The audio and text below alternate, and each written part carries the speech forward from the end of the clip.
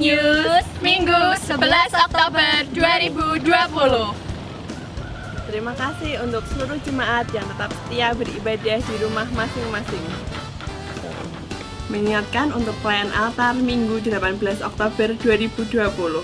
WL Bapak Yusuf, singer Saudara Tian dan Saudara Yuda, keyboard Bapak Victor, gitar Saudara Ezra, bass Bapak Bima, drum Bapak Daniel, LCD Saudari Gabriel, soundman Bapak Yoyon, aser Saudari Dore dan Saudari Christine, kamera Saudara Edi dan Saudara Valen, serta mengingatkan untuk pelayan altar untuk dapat mempersiapkan diri Jumat pukul 4 sore di gereja untuk melakukan rekaman. Mengingatkan juga untuk seluruh jemaat, mulai bulan ini akan diadakan ibadah onsite yang akan dimulai pukul 7 sampai 8 pagi. Petugas sekolah minggu tanggal 18 Oktober 2020, Indria akan dilayani oleh Bu Feni, Pratama akan dilayani oleh Saudari Abel, Madia akan dilayani oleh Saudara Valen, dan Tunas Muda akan dilayani oleh Bu Eri dan Bu Ruth. Serta mengajak Bapak Ibu dan Saudara untuk terus mendukung anak-anak di dalam sekolah minggu pada pukul 9.30 setelah ibadah online berlangsung. Kiranya kita tetap terus mendukung di dalam pertumbuhan dan perkembangan anak-anak di dalam Tuhan Yesus. Menginformasikan untuk petugas doa Rabu 21 Oktober 2020. MC Ibu Christine, musik Bapak Victor dan Saudara Bima, firman Pendeta Muda Samuel, kameramen Saudara Yuda dan Saudara Ezra. Serta mengajak kaum muda dan remaja untuk dapat bersekutu bersama pada hari Sabtu jam 5 sore di YouTube channel Salatiga Teens Fellowship. Terima kasih untuk teman-teman yang tetap setia dalam bersekutu. Gereja Baptis Indonesia Salatiga mengucapkan selamat ulang tahun kepada Ibu Sri Amirah tanggal 13 Oktober. Kiranya Tuhan Yesus selalu menyertai dan memberkati. Menginformasikan kembali untuk seluruh jemaat agar tetap mengikuti protokol kesehatan dari pemerintah dengan menggunakan masker dimanapun Bapak Ibu Saudara berada, tetap cuci tangan ataupun menggunakan hand sanitizer, dan tetap menjaga jarak aman agar kita semua terhindar dari virus dan tetap sehat.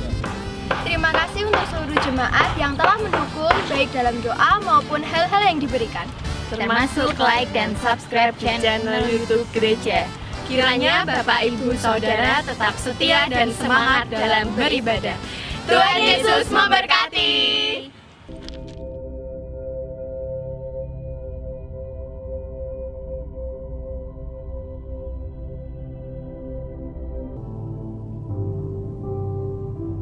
Shalom Bapak Ibu yang terkasih dalam Tuhan Yesus Kristus. Apa kabarnya hari ini? Sungguh luar biasa kita bisa bersama-sama kembali untuk merayakan sukacita kita, untuk bersama-sama bersekutu dan juga memuji memuliakan nama Tuhan melalui ibadah pagi kita pada hari ini.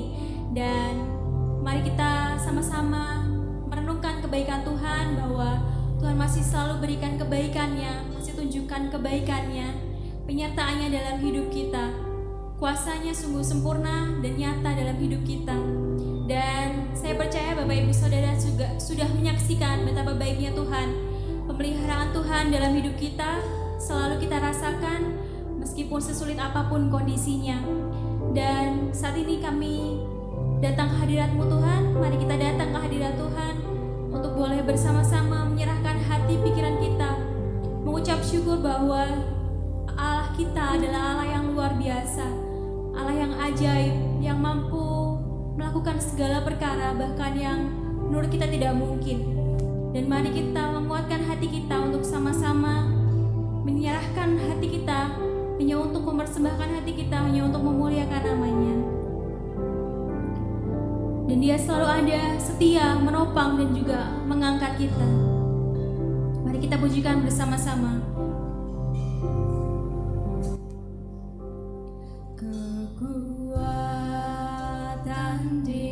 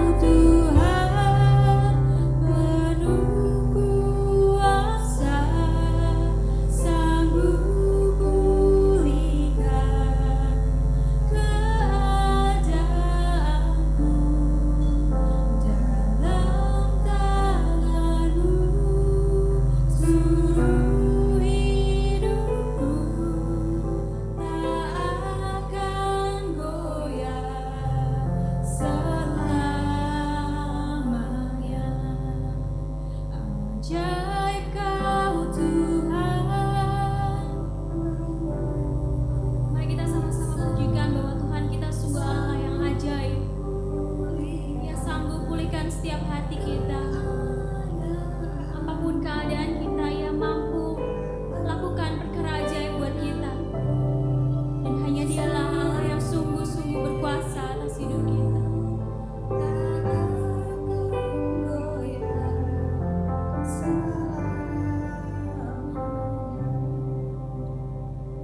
Yesus, ucap syukur Tuhan untuk segala kebaikan-Mu Bapa, untuk segala pemeliharaan-Mu dalam hidup kami. Dalam 1 minggu ini Tuhan, kami sungguh menyaksikan kebaikan-Mu, penyertaan-Mu sungguh nyata dalam hidup kami.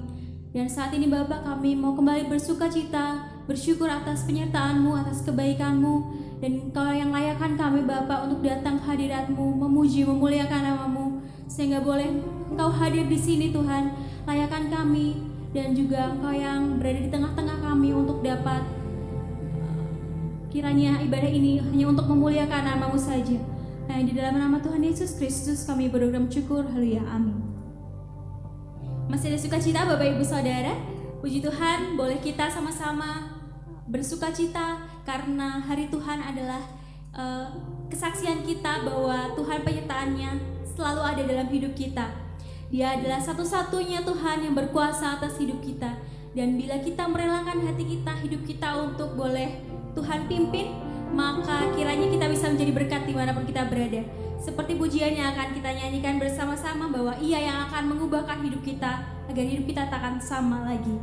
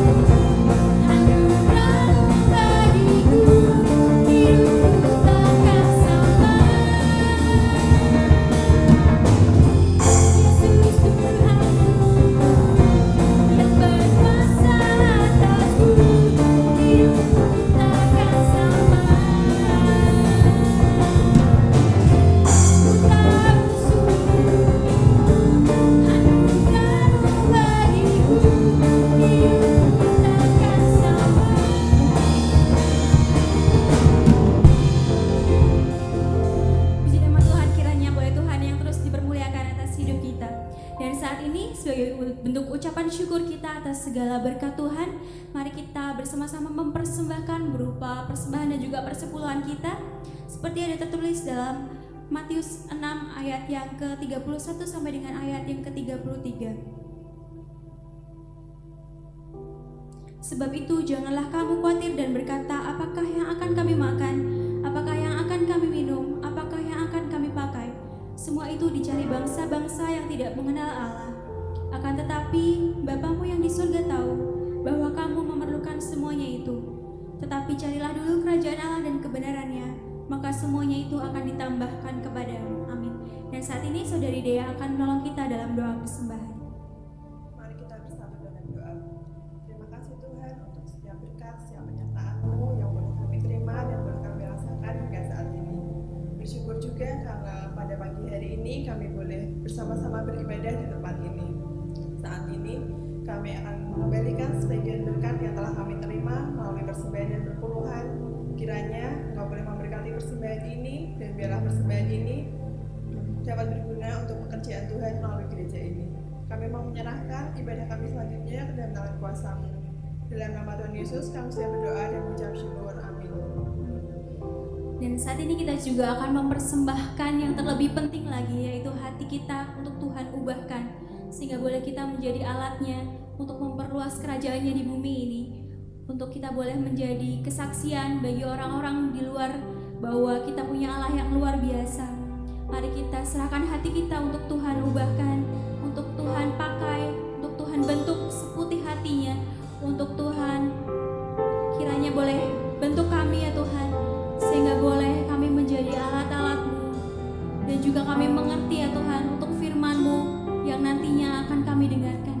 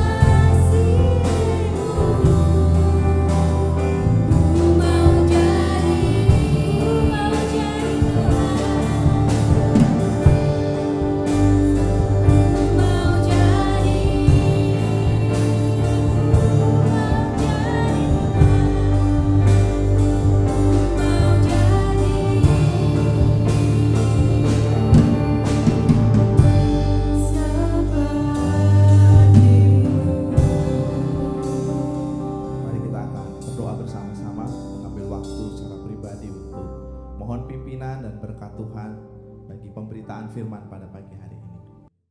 Tuhan Yesus, kami datang ke hadirat-Mu. Kami memohon berkat, memohon hikmat, memohon campur tangan dan kuasa Tuhan boleh dinyatakan atas kehidupan kami, supaya pagi hari ini kami boleh belajar firman-Mu, memahami firman-Mu. Oleh kuasa Roh Kudus kami dimampukan untuk juga melakukan firman-Mu dalam kehidupan kami. Kami mau Tuhan saja yang bekerja melampaui apa yang dapat kami pikirkan dan doakan. Secara khusus hamba-Mu, mohon hikmat, mohon pimpinan, mohon penyertaan Tuhan, mohon kuat kuasa yang daripada Tuhan, supaya hamba-Mu juga dimampukan untuk boleh menyampaikan setiap kebenaran sesuai dengan kehendak-Mu. Terima kasih Tuhan Yesus, di dalam nama-Mu yang kudus kami berdoa, kami mengucap syukur. Haleluya, amin. Shalom Bapak Ibu dan saudara-saudara yang terkasih di dalam Tuhan Yesus Kristus. Bersyukur kepada Tuhan untuk waktu dan kesempatan yang Tuhan anugerahkan kepada kita pada pagi hari ini. Saya mengajak Bapak Ibu untuk bersama-sama membuka Alkitab dari Yeremia pasal 33. Kita akan belajar dari ayat yang pertama sampai dengan ayat yang ke-13. Yeremia pasal 33. Saya akan membacakan bagi Bapak Ibu Saudara sekalian ayat yang pertama sampai dengan ayat yang ke-13. Demikian firman Tuhan. Janji pemulihan keadilan Yerusalem dan Yehuda. Datanglah firman Tuhan untuk kedua kalinya kepada Yeremia ketika ia masih terkurung di pelataran penjagaan itu. Bunyinya, beginilah firman Tuhan yang telah menjadikan bumi dengan membentuknya dan menegakkannya. Tuhan ialah namanya. Berserulah kepadaku, maka aku akan menjawab engkau dan akan memberitahukan kepadamu hal-hal besar yang tidak terpahami, yakni hal-hal yang tidak kau ketahui. Sebab beginilah firman Tuhan Allah Israel mengenai rumah-rumah di kota ini dan mengenai gedung-gedung istana Raja Yehuda yang dirobohkan untuk dipakai terhadap tembok-tembok pengepungan dan pedang. Orang akan masuk pertempuran melawan orang-orang Kasdim, dan kota ini akan penuh dengan bangkai-bangkai manusia yang telah kupukul mati karena murkaku dan kehangatan amarahku. Sebab aku telah menyembunyikan wajahku dari kota ini oleh karena segala kejahatan mereka. Sesungguhnya aku akan mendatangkan kepada mereka kesehatan dan kesembuhan, dan aku akan menyembuhkan mereka dan akan menyingkapkan kepada mereka kesejahteraan dan keamanan yang berlimpah-limpah. Aku akan memulihkan keadaan Yehuda dan Israel, dan aku akan membangun mereka seperti dahulu. Aku akan mentahirkan mereka dari segala kesalahan yang mereka lakukan dengan berdosa terhadap aku, dan aku akan mengampuni segala kesalahan yang mereka lakukan dengan berdosa dan dengan memberontak terhadap aku. Dan kota ini akan menjadi pokok kegirangan ternama, terpuji, terhormat bagiku di depan segala bangsa di bumi yang telah mendengar tentang segala kebajikan yang kulakukan kepadanya. Mereka akan terkejut dan gemetar karena segala kebajikan dan segala kesejahteraan yang kulakukan kepadanya. Beginilah firman Tuhan. Di tempat ini yang kamu katakan telah menjadi reruntuhan tanpa manusia dan tanpa hewan, di kota-kota Yehuda dan di jalan-jalan Yerusalem yang sepi itu, tanpa manusia, tanpa penduduk dan tanpa hewan, akan terdengar lagi suara kegirangan dan suara sukacita, suara pengantin laki-laki dan suara pengantin perempuan, suara orang yang berseru, yang mengatakan, bersyukurlah kepada Tuhan semesta alam, sebab Tuhan itu baik, bahwasanya untuk selama-lamanya kasih setianya. Sambil mempersembahkan korban syukur di rumah Tuhan, sebab aku akan memulihkan keadaan negeri ini seperti dahulu. Firman Tuhan. Beginilah firman Tuhan semesta alam di daerah ini yang sudah menjadi reruntuhan, tanpa manusia, tanpa hewan, dan di segala kotanya akan ada lagi padang rumput bagi gembala-gembala yang membaringkan kambing domba di situ. Di kota-kota pegunungan di kota-kota daerah bukit, di kota-kota tanah Negeb, di daerah Benyamin, di sekitar Yerusalem, dan di kota-kota Yehuda. Kambing domba akan lewat lagi dari bawah tangan orang yang menghitungnya. Demikianlah firman Tuhan. Nah, Bapak Ibu Saudara yang terkasih di dalam Tuhan Yesus Kristus, pada pagi hari ini kita akan bersama-sama belajar dari satu bagian firman Tuhan yang menceritakan kepada kita tentang belas kasihan Tuhan atas umatnya.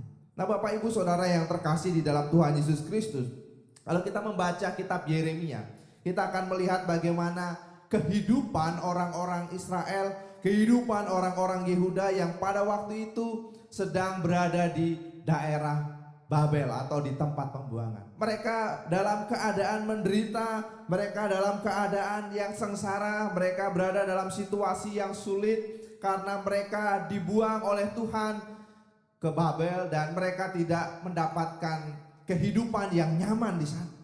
Nah, saudara-saudara yang terkasih di dalam Tuhan Yesus Kristus, sebagaimana yang kita ketahui dari Alkitab bahwa ketika Salomo mati dan kerajaan Israel terpecah menjadi dua, yaitu kerajaan selatan dan juga kerajaan utara, di mana kerajaan utara atau kerajaan Israel itu lebih dahulu hancur oleh Asyur pada tahun sekitar 722 sebelum Masehi, dan kemudian disusul oleh saudaranya yang hancur juga oleh Babel pada tahun 587 sebelum Masehi.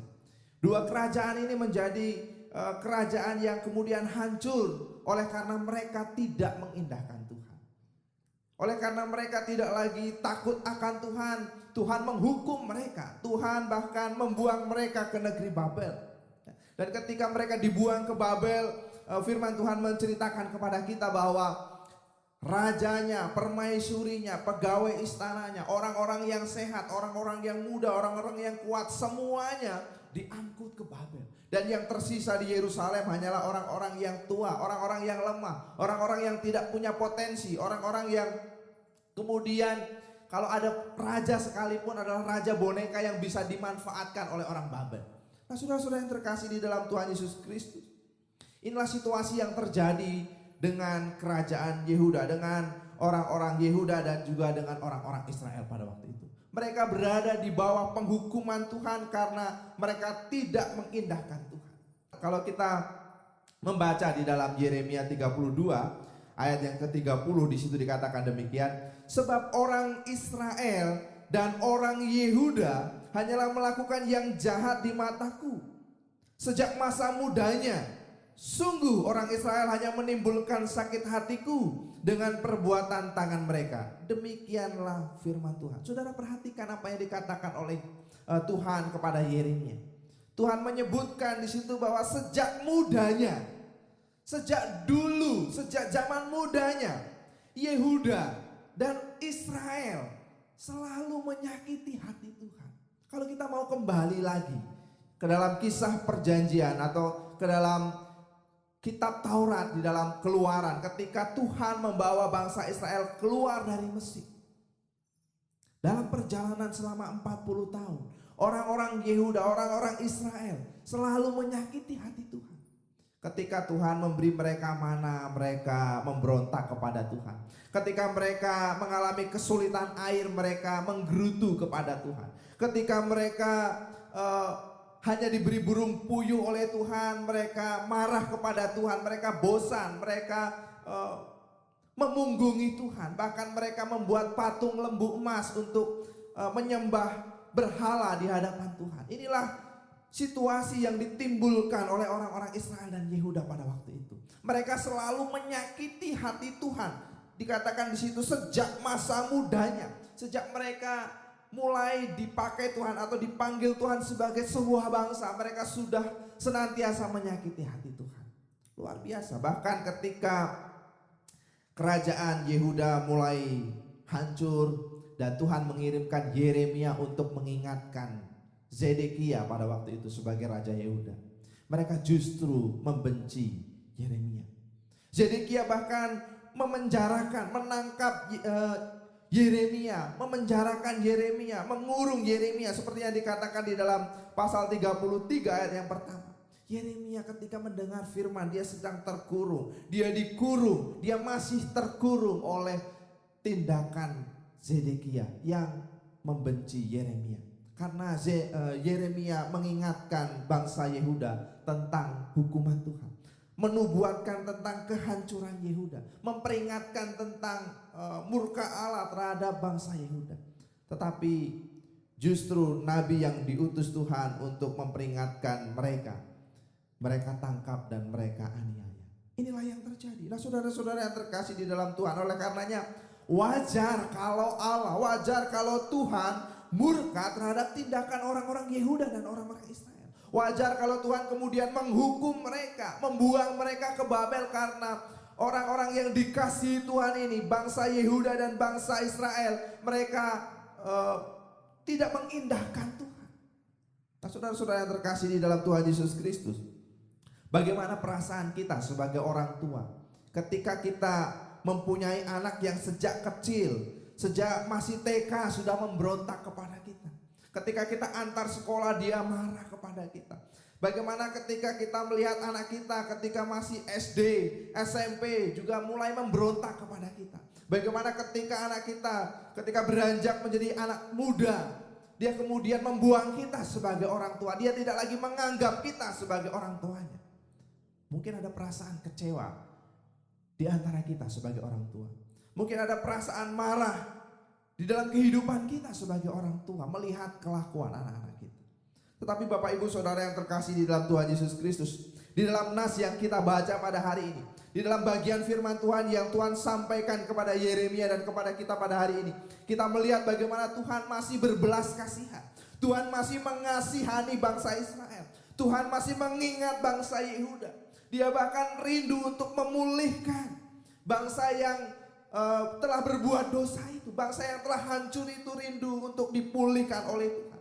Bahkan kita membaca di dalam pasal 33 ayat yang ke-6 sampai dengan ayat yang ke-13, Tuhan menyatakan janjinya tentang pemulihan atas umatnya, yaitu bangsa Yehuda dan bangsa Israel. Nah, saudara-saudara yang terkasih di dalam Tuhan Yesus Kristus, Tuhan masih sangat mengasihi bangsanya. Tuhan masih sangat mengasihi umatnya sekalipun mereka berulang kali jatuh di dalam dosa. Nah, saudara-saudara terkasih di dalam Tuhan Yesus Kristus, Tuhan berbelas kasihan kepada umatnya. Tetapi ini tidak boleh diterjemahkan sebagai kesempatan bagi kita untuk berbuat dosa. Tuhan memang berbelas kasihan kepada umatnya, tetapi ini tidak berarti bahwa kita bebas berbuat dosa. Tuhan memang mengasihi kita sebagai orang percaya, tetapi itu tidak berarti bahwa karena kasih Tuhan begitu luar biasa bagi kita, kita bebas untuk melakukan tindakan dosa apapun. Dan hari ini kita akan belajar bersama-sama seperti apakah belas kasihan Tuhan itu bagi umatnya. Seperti apakah belas kasihan Tuhan atas umatnya. Nah, saudara-saudara yang terkasih yang di dalam Tuhan Yesus Kristus, yang pertama, belas kasihan Tuhan atas umatnya itu tidak meniadakan hukuman Tuhan atas umatnya. Belas kasihan Tuhan tidak berarti bahwa Tuhan tidak menghadirkan hukuman. Belas kasihan Tuhan menghadirkan hukuman, tetapi bukan untuk menghancurkan, melainkan untuk membawa pemulihan. Nah, saudara-saudara yang terkasih di dalam Tuhan, itulah bentuk dari belas kasihan Allah bagi umatnya. Mari memperhatikan apa yang dikatakan di dalam Yeremia pasal yang ke-33 ayat yang ke-5. Di situ dikatakan demikian.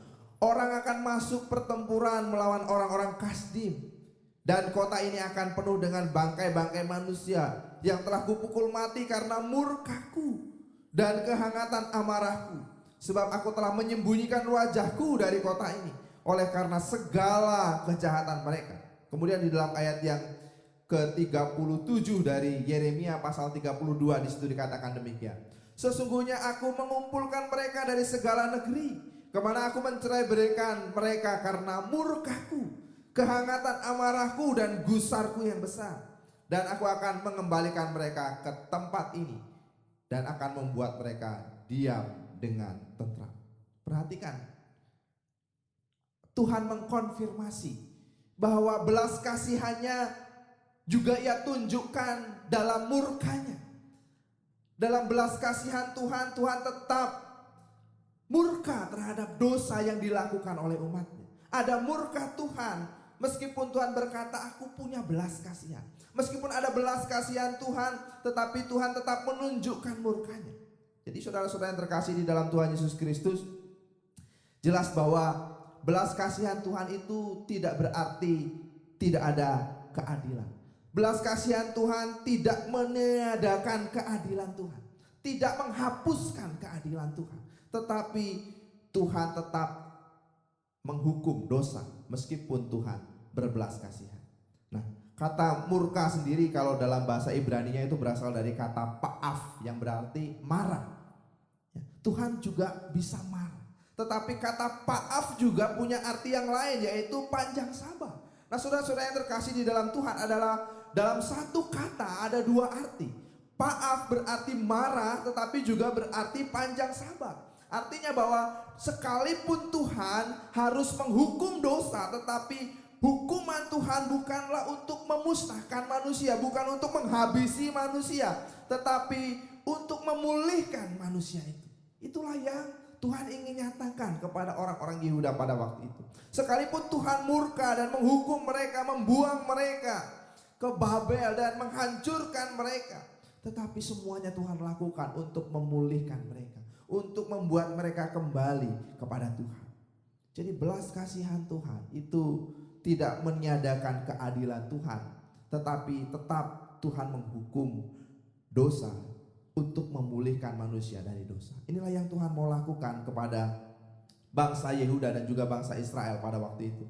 Mereka dipulihkan oleh Tuhan. Kalau kita membaca di dalam Yeremia pasal 30, ya, mulai pasal 30 sampai 33, itu adalah pasal-pasal di mana berbicara tentang janji pemulihan Allah. Meskipun mereka dihukum, dibuang, tetapi sesungguhnya semuanya itu dilakukan oleh Tuhan untuk membawa mereka kepada pemulihan. Artinya bahwa murka Tuhan itu murka yang terukur. Kemarahan Tuhan itu tidak sembarang marah, tetapi suatu kemarahan yang terukur. Satu kemarahan yang bertujuan untuk memulihkan kembali umatnya. Tuhan memang menghukum umatnya, tetapi dia rindu untuk memulihkan umatnya. Nah, saudara-saudara yang terkasih di dalam Tuhan Yesus Kristus, saya punya kenangan dari 15 atau 20 tahun yang lalu ketika saya kuliah di salah satu universitas di Bengkulu dalam jurusan biologi. Ada satu kesempatan di mana kami pergi untuk mengadakan praktek lapangan atau praktikum lapangan di pusat pelatihan gajah di daerah Kerinci Seblat. Ya, itu cukup jauh dari kota Bengkulu, dan untuk bisa mencapai tempat konservasi gajah itu kami harus menyeberangi, ya, titik terakhirnya kami harus menyeberangi sungai Seblat yang pada waktu itu lebarnya sekitar 120 meter dengan kedalaman antara 3 sampai 4 meter. Ada beberapa di antara kami termasuk saya yang tidak bisa berenang harus menyeberang menggunakan gajah. Beberapa di antara teman-teman wanita menggunakan perahu untuk menolong mereka menyeberangi sungai itu sampai ke tempat konservasi gajah. Tetapi ada beberapa di antara kami yang bisa berenang memutuskan untuk menyeberangi sungai itu dengan cara berenang. Satu demi satu teman-teman saya yang bisa berenang, mereka mulai berenang menyeberang sungai itu. Cukup sulit, tidak mudah untuk ditaklukkan. Dan naasnya ada salah satu dari teman saya namanya Budi. Dia kemudian tidak bisa menyelesaikan penyeberangan dengan berenang itu. Dia melambaikan tangan, dia meminta pertolongan, dan untungnya masih ada satu teman yang masih ada di pinggir itu, dan dia kemudian secara tiba-tiba, secara spontan menolong, ya, menceburkan diri ke air, berusaha menolong Budi yang sebenarnya jaraknya tidak begitu jauh dari kami. Beberapa waktu upaya itu dilakukan, tetapi di luar dugaan Budi justru berupaya menenggelamkan teman saya, berusaha untuk keluar, menekan teman saya lebih ke bawah. Menyadari hal itu, teman saya melakukan tindakan memukul Budi, dan Budi akhirnya lemas, mungkin pingsan juga. Tetapi tindakan itu justru menolong Budi untuk bisa diangkat keluar dari air, dan mereka berdua bisa selamat. Nah, saudara-saudara yang terkasih di dalam Tuhan Yesus Kristus, kita seringkali seperti Budi, menikmati dosa, hampir tenggelam, ya kita menikmati dosa perselingkuhan, dosa pornografi, dosa perzinahan, dosa ketidaksetiaan, dosa penyembahan berhala dengan semua kenikmatannya dan hampir tenggelam. Berapa lama Tuhan menunggu kita untuk kembali? Apakah Tuhan diam saja? Apakah Tuhan membiarkan kita berada di dalam dosa? Tentu saja tidak. Tuhan memberikan kita disiplin demi disiplin. Tidak jarang Tuhan bahkan kadang-kadang memukul kita supaya kita jatuh, supaya kita pingsan, sehingga kita bertobat dan sadar. Sadar dan kemudian kita kembali kepada Tuhan. Tuhan memang memberikan bentuk disiplin-disiplin tertentu kepada kita ketika kita berada di dalam dosa. Supaya apa? Supaya kita sadar. Supaya kita ingat kembali, supaya kita bertobat. Tetapi bentuk disiplin Tuhan itu terukur.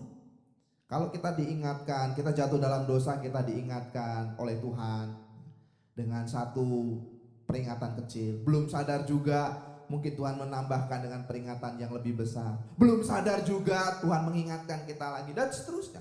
Inilah yang Tuhan lakukan kepada bangsa Israel. Ketika mereka jatuh di dalam dosa, ketika mereka tidak mengindahkan Tuhan, ketika mereka tidak lagi menyembah kepada Tuhan, ketika mereka berada di dalam dosa, Tuhan mengingatkan mereka. Dan ketika mereka diingatkan, sesungguhnya semuanya itu tujuannya adalah untuk memulihkan mereka. Jadi belas kasihan Tuhan tidak meniadakan hukuman. Ada konsekuensi dari dosa. Dan semuanya itu Tuhan lakukan supaya manusia kembali dari dosanya. Manusia bertobat, manusia sadar dan kembali bertobat dari dosa-dosanya. Inilah yang Tuhan lakukan. Jadi belas kasihan Tuhan sesungguhnya adalah untuk membawa kita kembali kepada Tuhan. Jadi kalau hari ini, kalau saat ini kita sedang bergumul dengan dosa, kalau hari ini kita sedang didisiplin Tuhan karena kita melakukan tindakan dosa, mari menyadari dosa-dosa kita dan mari kembali kepada Tuhan. Jangan marah ketika kita didisiplin Tuhan, ketika kita dihukum Tuhan. Sebab sesungguhnya Tuhan melakukan semuanya supaya kita sadar akan dosa-dosa kita dan kembali kepada Tuhan.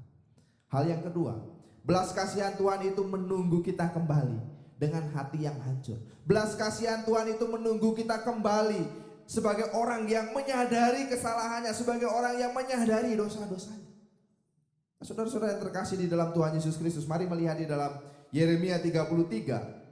Ayat yang kedua sampai dengan ayat yang ketiga, di situ dikatakan demikian. Beginilah firman Tuhan yang telah menjadikan bumi dengan membentuknya dan menegakkannya. Tuhan ialah namanya. Firman Tuhan mengatakan demikian. Berserulah kepadaku, maka aku akan menjawab engkau dan akan memberitahukan kepadamu hal-hal besar yang tidak terpahami, yakni hal-hal yang tidak kau ketahui. Nah, saudara-saudara yang terkasih di dalam Tuhan Yesus Kristus, setelah melakukan penghukuman yang menyebabkan umatnya menderita, kita bisa melihat bagaimana Tuhan berinisiatif. Bukan kita yang berinisiatif, tetapi Tuhan berinisiatif untuk memulihkan. Mulai dari pasal 30 sampai dengan pasal 33, kita bisa melihat bagaimana Tuhan berinisiatif untuk memulihkan umatnya. Tuhan berinisiatif untuk menyembuhkan, untuk membawa mereka keluar dari kenajisan, dari dosa dan dari pemberontakan. Nah, saudara-saudara yang terkasih di dalam Tuhan Yesus Kristus, luar biasa. Kalau kita melihat di dalam Yeremia 33 ayat yang ke-6 sampai dengan ayat yang ke-14, di situ dikatakan bahwa Tuhan akan memberikan kesehatan, Tuhan akan memberikan kesembuhan, Tuhan akan memberikan kesejahteraan, Tuhan akan memberikan keamanan, Tuhan akan mentahirkan, mengampuni. Bahkan di Yerusalem akan kembali terdengar puji-pujian, pokok kegirangan. Mereka akan menjadi umat yang terpuji, umat yang ternama, umat yang terhormat. Ya, akan terdengar lagi suara pengantin laki-laki, suara pengantin perempuan. Juga akan ada lagi ternak-ternak yang lewat di padang gurun, di padang rumput. Luar biasa. Tuhan memulihkan kehidupan mereka secara jasmani. Tuhan juga memulihkan kehidupan mereka secara rohani. Inilah janji Tuhan kepada bangsa Yehuda, bangsa Israel pada waktu itu. Nah, saudara-saudara yang terkasih di dalam Tuhan Yesus Kristus, pemulihan menjadi petunjuk yang kuat akan kepedulian Allah, akan belas kasihan Tuhan kepada umatnya.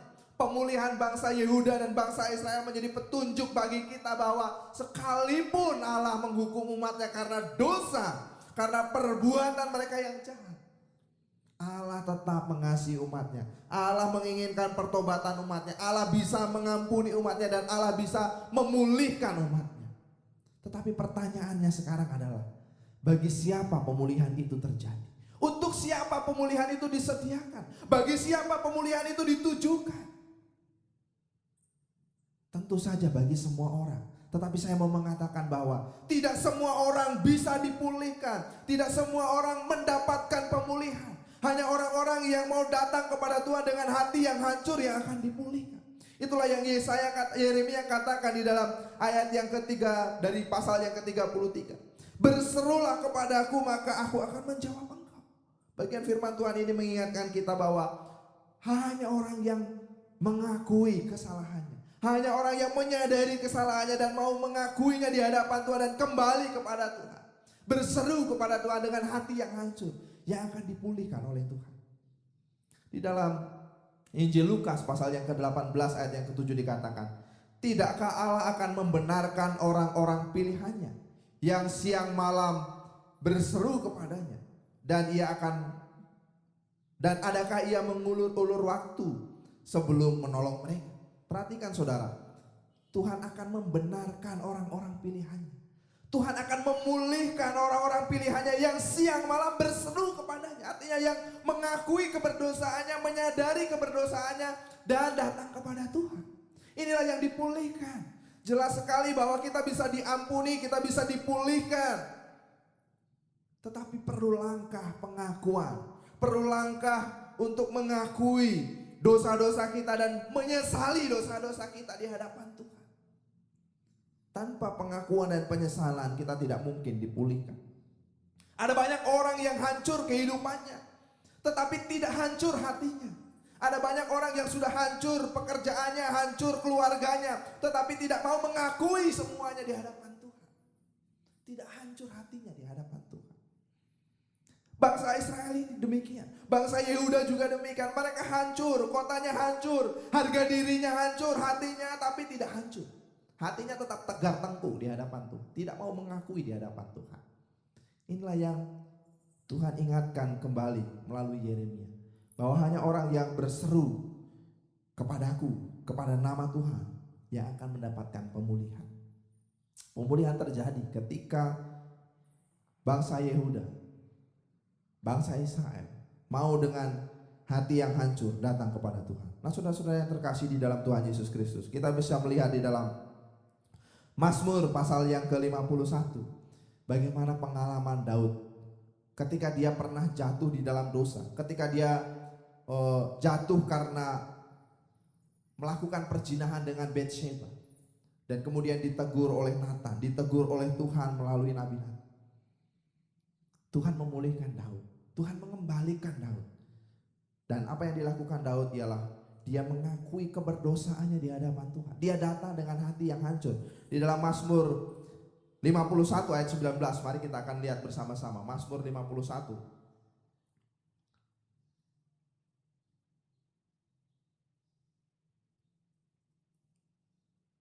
Ayat yang ke-19 di situ dikatakan demikian. Korban sembelihan kepada Allah ialah jiwa yang hancur, hati yang patah dan remuk tidak akan kau pandang hina, ya Tuhan. Inilah pengakuan Daud. Dia menyadari kesalahannya, dia membawa hati yang hancur menghadap Tuhan dan dia dipulihkan oleh Tuhan. Di dalam perjanjian baru kita juga bisa melihat bagaimana kisah anak bungsu yang meninggalkan bapaknya. Ketika anak ini kembali di hadapan bapaknya, dia mengakui keberdosaannya. Kita bisa melihat bapaknya memeluk, bapaknya memulihkan, memberikan dia jubah yang baru, memberikan dia cincin yang baru, memberikan dia kasut yang baru. Bapaknya menunggu, bapak menunggu anaknya kembali. Dan ketika anaknya kembali dengan hati yang hancur, hati yang rindu dipulihkan, bapak memulihkan. Inilah juga yang terjadi dengan kita. Hati yang hancur, hati yang mau datang kepada Tuhan, itulah yang membawa pemulihan yang sempurna dari Tuhan. Hati yang rindu mengakui segala keberdosaan kita, itulah yang membawa sebuah pemulihan di dalam kehidupan kita. Nah, saudara-saudara yang terkasih di dalam Tuhan Yesus Kristus, apakah saat ini kita terpuruk? Apakah saat ini kita sedang hancur? Tetapi firman Tuhan ini mengingatkan kita, sehitam apapun dosa kita, sehitam apapun masa lalu kita, ketika kita mau datang kepada Tuhan, membawa hati yang hancur, Tuhan siap memulihkan kehidupan kita. Karena Tuhan berbelas kasihan kepada umatnya. Tuhan sangat mengasihi umatnya. Belas kasihan Tuhan bagi umatnya begitu luar biasa. Sebelum kita mengenal kasih, sebelum kita belajar mengasihi, Allah telah menyediakan diri melalui Yesus Kristus yang mau mati di atas kayu salib. Yesus memilih berbelas kasihan, mati di atas kayu salib bagi saudara dan saya. Dan inilah bentuk belas kasihan Allah atas umatnya. Memang belas kasihan Allah tidak meniadakan hukuman, tetapi hukuman Tuhan bukan untuk menghancurkan umatnya, melainkan untuk membawa pemulihan. Dan ketika kita berada di dalam kegelapan dosa, Tuhan menunggu kita kembali kepadanya dengan hati yang hancur. Dan ketika kita mau meresponi belas kasihan Tuhan, ketika kita mau datang kepada Tuhan dengan hati yang hancur, kita beroleh pemulihan. Itulah janji Tuhan atas kehidupan kita. Belas kasihan Tuhan melebihi murka Allah. Belas kasihan Tuhan luar biasa bagi kita umatnya. Dan biarlah kita memberi diri untuk dipulihkan sebagai umat pilihan Allah. Amin. Mari kita akan berdoa bersama-sama. Mari kita akan menutup ibadah kita pada pagi hari ini. Kita akan naikkan satu pujian kepada Tuhan. Bapa, Engkau sungguh baik. Kita mengucap syukur untuk kebaikan Tuhan, untuk belas kasihan Tuhan atas kehidupan kita. Tuhan memberikan belas kasihannya kepada orang-orang yang gagal. Mari kita meresponi kebaikan Tuhan dengan terus hidup seturut dengan kehendak Tuhan.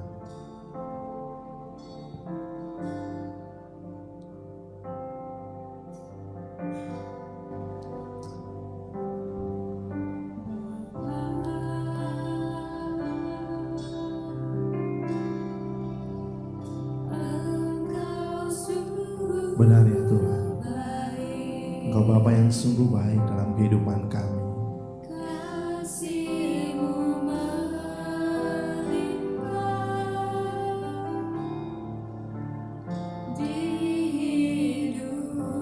Bapa, aku berterima kasih Yesus.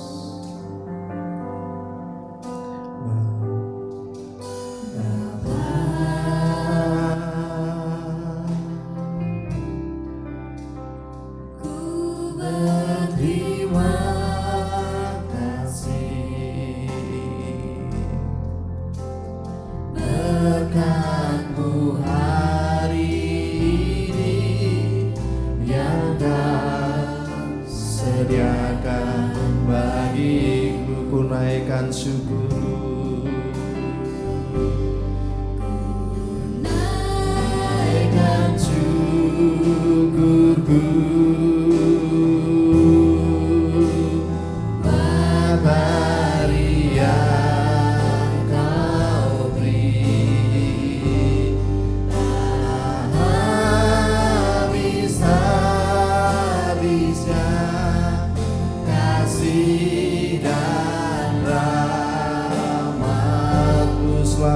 baik.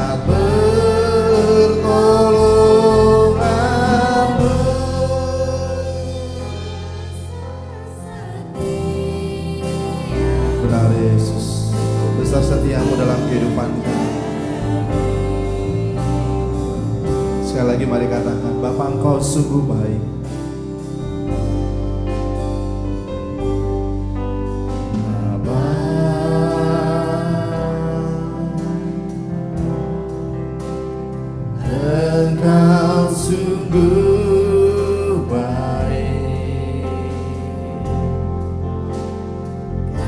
Kasih-Mu melimpah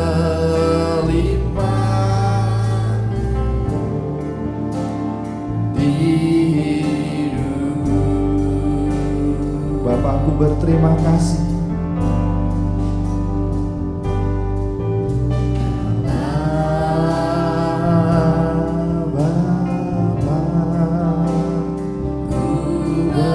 Terima kasih berkat-Mu hari ini yang Kau sediakan bagiku, naikkan syukur, naikkan syukurku.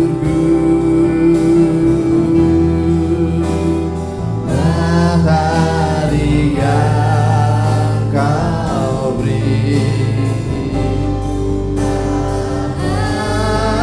habis-habisnya kasih dan rahmat-Mu.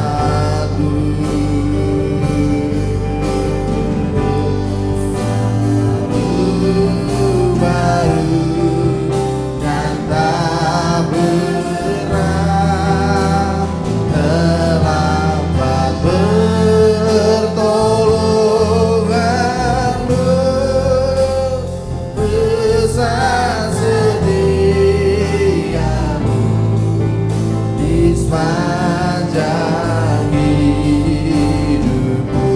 Mari katakan, ku naikkan syukurku Tuhan. Kami menaikkan syukur kami Tuhan untuk setiap hari yang Kau beri bagi kami ya Yesus. Tak habis-habis rahmat-Mu bagi kami ya Tuhan.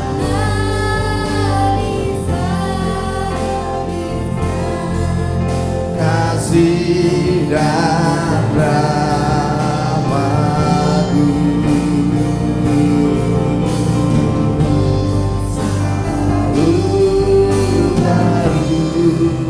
dan tak pernah terlambat pertolongan-Mu, besar setia-Mu, besar setia-Mu.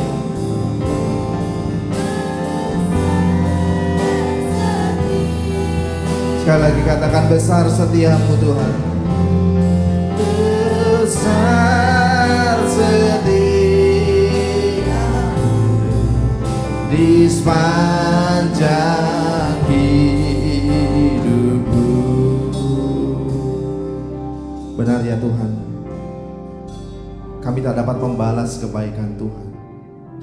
Kami seringkali gagal, kami selalu saja gagal. Tetapi ada belas kasihan Tuhan bagi kami yang gagal. Engkau menyediakan pengampunan, Engkau menyediakan pemulihan bagi kehidupan kami. Besar kasih setia-Mu dalam kehidupan kami. Biarlah kebaikan Tuhan, kemurahan Tuhan, kasih setia Tuhan menumbuhkan komitmen kami untuk setia kepada Allah.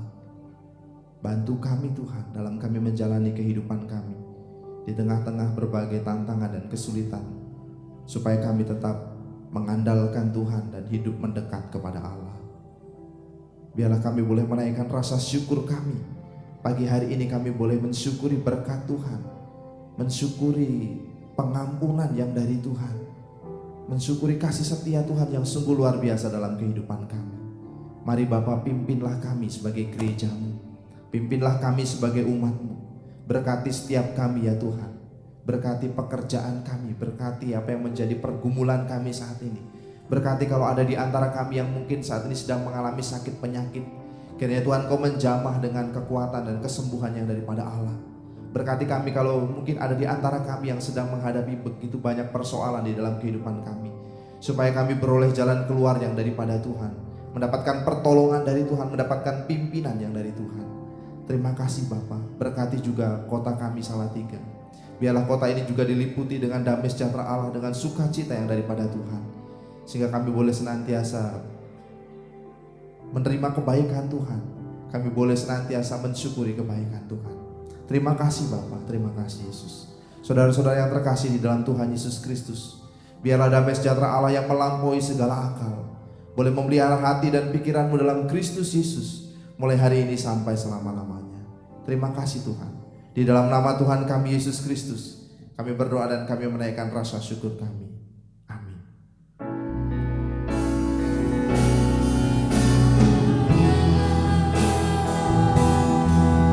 Engkau memberkati aku berlimpah-limpah,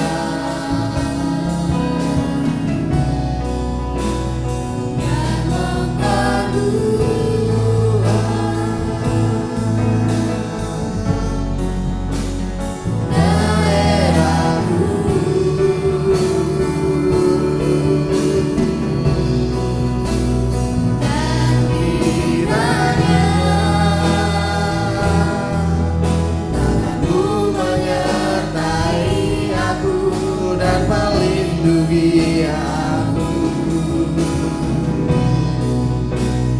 daripada malapetaka,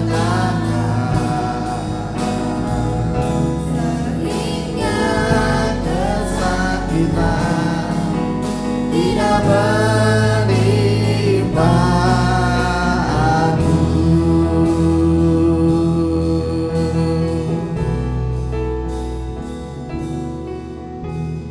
Selamat berhari Minggu, Tuhan Yesus memberkati. Amin.